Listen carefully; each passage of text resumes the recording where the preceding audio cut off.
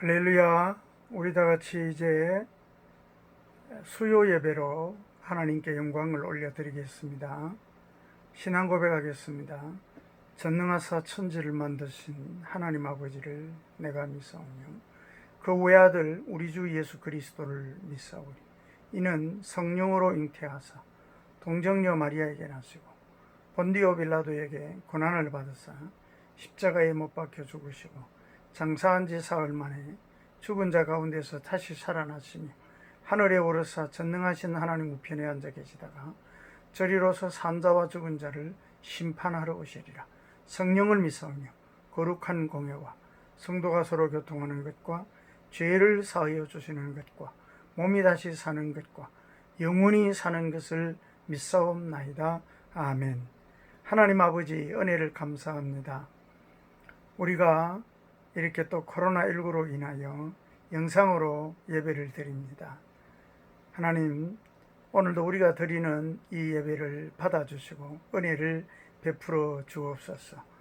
부족한 점 오늘도 주의 말씀 증거합니다. 이 말씀이 우리 성도들의 모든 삶을 살리게 하시고 모든 것이 복이 되게 하시며 응답이 되게 하여 주옵소서. 이 종을 사용하여 주옵소서. 예수님의 이름으로 기도하옵나이다. 아멘. 하나님의 말씀 보겠습니다. 구약성경 열왕기하 2장 1절에서 6절 말씀입니다. 여호와께서 해오리 바람으로 엘리야를 하늘로 올리고자 하실 때에 엘리야가 엘리사와 더불어 길갈에서 나가더니 엘리야가 엘리사에게 이르되 청하건대 너는 여기 머물라. 여호와께서 나를 베델로 보내시느니라 하니 엘리사가 이르되 여호와께서 살아계심과 당신의 영혼이 살아있음을 두고 맹세하노니 내가 당신을 떠나지 아니하겠나이다 하는지라. 이에 두 사람이 베델로 내려가니 베델에 있는 선지자의 제자들이 엘리사에게로 나와 그에게 이르되 여호와께서 오늘 당신의 선생을 당신의 머리 위로 데려가실 줄 아시나이까 하니 이르되 나도 또한 아노니 너희는 잠잠하라 하니라. 엘리야가 그에게 이르되 엘리사야 청하건대 너는 여기 머물라. 여호와께서 나를 여리고로 보내시느니라. 엘리사가 이르되 여호와께서 살아계심과 당신의 영혼이 살아있음을 두고 맹세하노니 내가 당신을 떠나지 아니하겠나이다 하니라. 그들이 여리고에 이르매 여리고에 있는 선지자의 제자들이 엘리사에게 나와 이르되 여호와께서 오늘 당신의 선생을 당신의 머리 위로 데려가실 줄 아시나이까 하니 엘리사가 이르되 나도 아노니 너희는 잠잠하라. 엘리야가 또 엘리사에게 이르되 청하건대 너는 여기 머물라. 여호와께서 나를 요단으로 보내시느니라 하니 그가 이르되 여호와께서 살아계심과 당신의 영혼이 살아있음을 두고 맹세하노니 내가 당신을 떠나지 아니하겠나이다 하는지라. 이에 두 사람이 가니라. 아멘.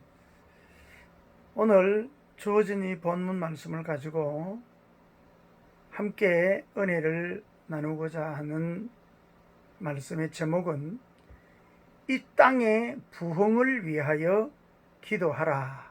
이런 제목으로 하나님의 말씀을 상고할 때 우리 함께 은혜 받는 귀한 시간이 되시기를 바랍니다. 부흥은 새로운 길을 내거나 새로운 것을 발견하는 것이 아닙니다. 다시 처음으로 돌아가는 것입니다. 세상이 혼란합니다. 복잡합니다. 그러나 지금은 본래로 돌아가야 합니다. 영적인 부흥을 위해 기도해야 하며 하나님께로 다시 돌아가야 합니다. 거기에 우리의 모든 회복과 살 길이 있습니다. 본문에 나오는 길갈, 베델, 여리고, 요단 이 네 지역은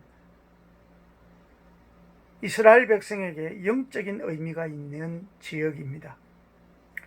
엘리야가 엘리사를 후계자로 세우는 마지막 사역으로 이 지역들을 지나갑니다. 이 지역들이 우리에게 주는 의미를 살펴보면서 우리의 신앙도 다시 회복되고 부흥되기를 소망합니다. 첫 번째는 길갈의 하나님이십니다. 길갈은 출애굽한 이스라엘 백성들이 40년의 광야 생활을 마치고 요단강을 건너 가나안 땅에 처음 들어온 것을 기념하며 유월절을 지낸 곳입니다. 이 땅은 가나안 입성의 감격과 감사가 있는 곳이었습니다. 그러나 가나안에 들어왔다고 모든 고생이 끝난 것이 아니었습니다. 가나안의 7 족속이 기다리고 있었으며 그들로 인하여 또한 그들과 싸워야 하는 과정과 고난의 시간이 또 있었습니다. 길갈은 종착점이 아닌 과정이었던 것입니다. 마찬가지로 구원은 성도의 종착점이 아니며 계속된 성화의 삶으로 나아가야 합니다. 성도는 계속 하나님의 인도하심을 받아야 하며 믿음으로 살아야 합니다. 두 번째로 베델의 하나님입니다.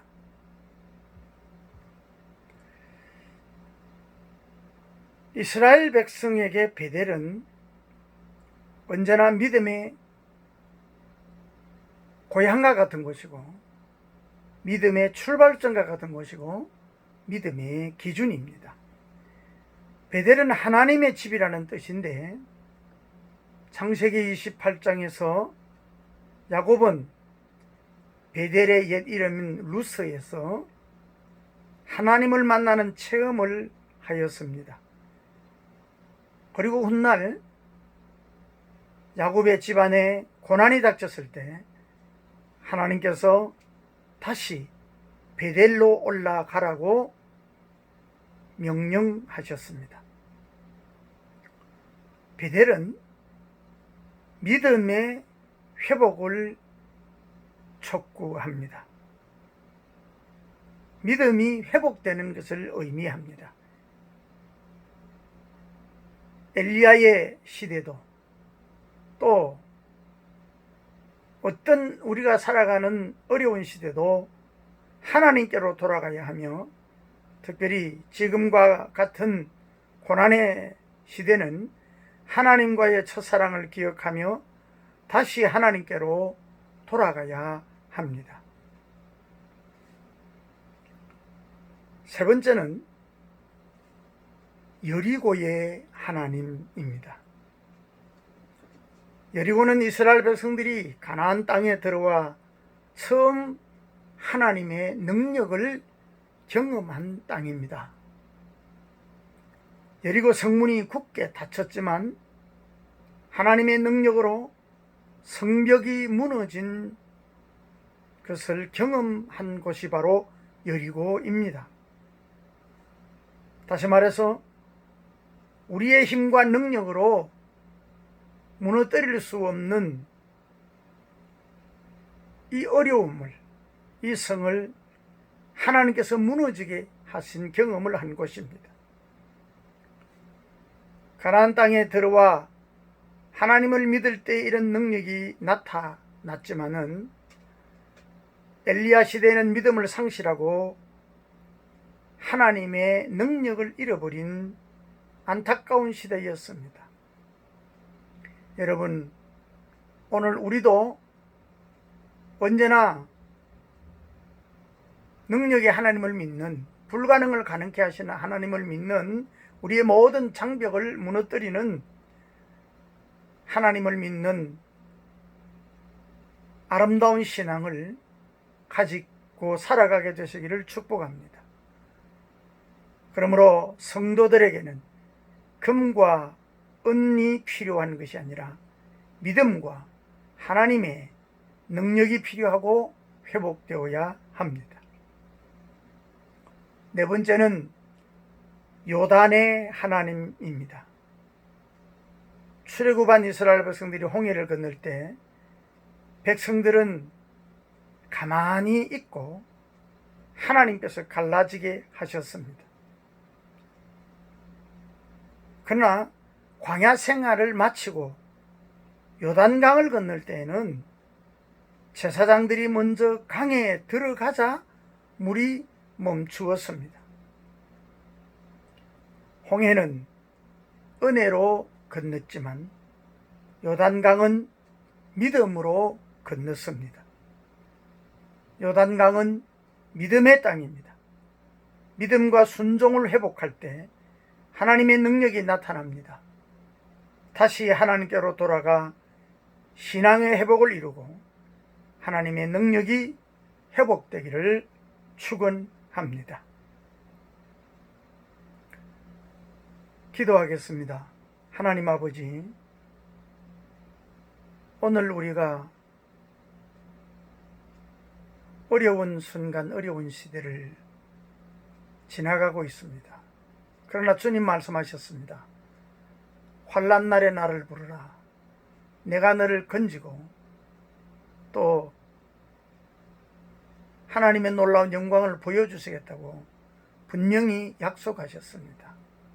하나님, 다시 한번 우리들의 믿음의 자리자리마다 하나님의 흔적이 나타나게 하여 주시옵시고 우리의 삶의 자리자리마다 하나님의 손길과 인도하심이 나타나게 하여 주옵소서. 이 코로나19의 환란이 빨리 지나가게 하시고 이 땅을 지키시고 우리 성도들을 지키시며 교회와 믿음을 지켜주시고 우리의 모든 삶의 터전을 지켜주셔서 승리하게 하여 주시옵소서. 반드시 하나님께서 우리에게 승리를 주실 줄로 믿습니다.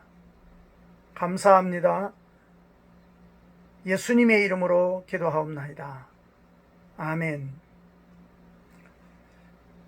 코로나19가 빨리 지나가도록 우리 모두 더 합심하여 간절히 기도합시다. 또 빨리 이 모든 예배가 회복되고 하나님의 영광을 돌리는 시간이 올 수 있기를 바랍니다. 영상으로나마 여러분 예배를 드리지만은 결코 이 예배를 소홀히 하지 마시고 마음과 정성을 다 예배함으로 하나님께 영광을 돌리게 되시기를 바랍니다. 우리가 서로 지금 교회에서 만나거나 친교하지 못하지만은 우리 서로 안부를 묻고 또 교제하며 기도하여 승리할 수 있기를 바랍니다. 우리 다 같이 주님 가르쳐 주신 기도함으로 수요 예배를 마치겠습니다. 하늘에 계신 우리 아버지여, 이름이 거룩히 여김을 받아오시며 나라의 임하옵시며 뜻이 하늘에서 이룬 것 같이 땅에서도 이루어지이다. 오늘날 우리에게 일용할 양식을 주옵시고 우리가 우리에게 죄지은 자를 사하여 준 것 같이 우리 죄를 사하여 주옵시고 우리를 시험에 들게 하지 마옵시고 다만 악에서 구하옵소서. 대개 나라와 권세와 영광의 아버지께 영원히 있사옵나이다. 아멘.